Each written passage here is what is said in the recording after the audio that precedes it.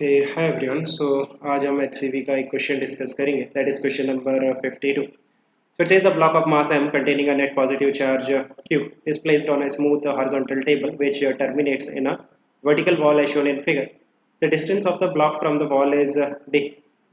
Horizontal electric field E towards right is switched on. Assuming elastic collisions, if any, find the time period of the resulting oscillatory motion. Is it a simple harmonic motion? Fine. So what is given, हमारे पास एक table है, smooth horizontal table. यहाँ पे आपके पास vertical wall है, एक block है जिसका मास m है, इस पे चार्ज q है, हॉरिजॉन्टल इलेक्ट्रिक फील्ड E है राइट डायरेक्शन में, एंड इनिशियली ये जो ब्लॉक है ये रेस्ट में है और जो डिस्टेंस है ब्लॉक और वॉल के बीच में वो डिस्टेंस d दे रखा है। सो हमें बताना है कि ऑसिलेटरी मोशन का टाइम पीरियड क्या होगा। First of all oscillatory motion होता क्या है? ऐसा मोशन जो अपने आप को एक सर्टेन टाइम इंटरवल के बाद रिपीट करता है, ऐसे मोशन को हम ऑसिलेटरी मोशन कहते हैं। और जितने टाइम के बाद वो अपने आप को रिपीट करेगा वही उसका टाइम पीरियड होगा। सो वो हमें बताना है। सो क्या इस ब्लॉक का जो मोशन है अपने अपने आप को रिपीट करेगा कुछ टाइम के बाद? किस तरह का मोशन होगा इस ब्लॉक का, पहले वो फाइंड आउट करना पड़ेगा। सो आप देखो कि इस ब्लॉक पे हॉरिजॉन्टल डायरेक्शन में इलेक्ट्रोस्टैटिक फोर्स लगेगा, that is Q into E, charge into electric field. इसके कारण इस ब्लॉक का आगे की तरफ जो एक्सेलरेशन आएगा that is force QE divided by mass, इतना एक्सेलरेशन आएगा।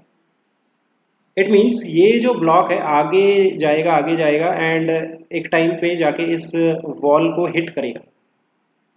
So can you find out कितनी स्पीड से ये जो ब्लॉक है जाके इस वॉल को हिट करेगा?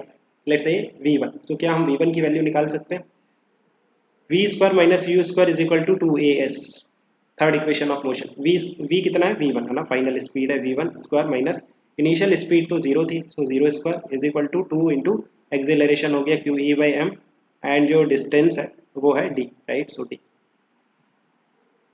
सो यहाँ से आप देखो जो v1 निकल के आ रहा है that is under root of 2QED by m, ये आपकी v1। इतनी स्पीड से आपका जो ब्लॉक है जाके वॉल को हिट करेगा। नाउ जो कोलिजन है वो है इलास्टिक कोलिजन। इलास्टिक कोलिजन का मीनिंग है जो कोफिशिएंट ऑफ रेस्टिट्यूशन होगा वो 1 होगा, और यू कैन से जो वेलोसिटी ऑफ सेपरेशन है वो वेलोसिटी ऑफ अप्रोच के बराबर होगी। इट मींस जितनी स्पीड से जो ब्लॉक है जाके हिट करेगा उतनी ही स्पीड से रिबाउंड करेगा। ये आपको आना चाहिए ना कि वेलोसिटी ऑफ सेपरेशन और अप्रोच कैसे निकालते हैं। जितनी स्पीड से ब्लॉक जाके हिट कर रहा है ना उतनी ही स्पीड से वो वापस आएगा, बिकॉज ये इलास्टिक कोलिजन है। सो कोलिजन के बाद आप देखो कि जो ब्लॉक है उसकी जो स्पीड है वो पीछे की तरफ हो जाएगी, जिसका मैग्नीट्यूड सेम रहेगा v1, जिसकी वैल्यू है under root of 2QED by m, है ना। जितनी स्पीड से ब्लॉक ने जाके हिट किया उतनी ही स्पीड से रिबाउंड करेगा। बट आप देखो कि इस ब्लॉक पे जो फोर्स है Q इंटू ई, जो फोर्स Q इंटू ई इलेक्ट्रोस्टैटिक फोर्स है वो तो अभी भी फॉरवर्ड है, आगे की तरफ। इट मीन्स इसका जो एक्सेलरेशन आएगा फोर्स डिवाइडेड बाय मास वो तो अभी भी आगे की तरफ आएगा, बट इसकी स्पीड तो पीछे की तरफ हो गई। इट मीन्स ये जो ब्लॉक है ये पीछे जाएगा बट इसकी स्पीड कम होगी, रिटार्ड करेगा, राइट? बिकॉज वेलोसिटी पीछे है और एक्सेलरेशन आगे। सो ये इसकी जो स्पीड है वो कम होते होते एक टाइम ऐसा आएगा जहाँ पे ये जो ब्लॉक है अगेन रेस्ट में आ जाएगा। फाइनल स्पीड कितनी हो जाएगी इसकी? 0। So can you find out कि कितना डिस्टेंस ट्रैवल करने के बाद ये ब्लॉक रेस्ट में आएगा? Let's say x distance. तो x की वैल्यू कैसे निकालेंगे? Again third equation of motion, v square minus u square is equal to 2 into a into s।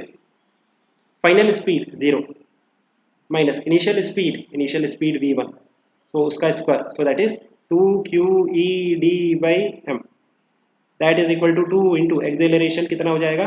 QE by m, but आपको माइनस साइन भी लेना पड़ेगा बिकॉज ये रिटार्डेशन है इस केस में, इंटू s मीन्स जो डिस्टेंस है x जिसका वैल्यू आपको फाइंड आउट करना है।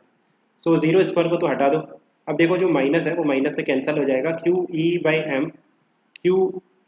बाई m से कैंसिल हो जाएगा, 2 से 2 कैंसिल हो जाएगा। सो जो x की वैल्यू निकल के आ रही है वो है d।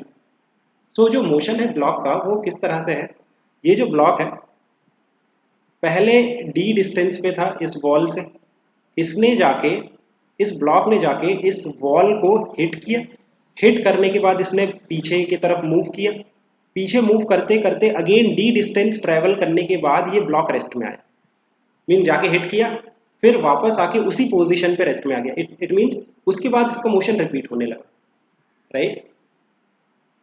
सो मोशन कब रिपीट हो रहा है वो उसका टाइम पीरियड हमें निकालना है। आपको समझ आया किस तरह से मोशन रिपीट होगा। ये ब्लॉक इनिशियली रेस्ट में था, इसने जाके वॉल को हिट किया, फिर वापस आके उसी पोजीशन पे रेस्ट पे आ गया, उसके बाद इसका मोशन रिपीट होने लगा, फिर से वॉल के तरफ जाएगा, फिर हिट करेगा, फिर वापस आके वहीं रेस्ट में आएगा, फिर जाएगा, फिर हिट करेगा, फिर वापस आके वहीं पे रेस्ट में आ जाएगा।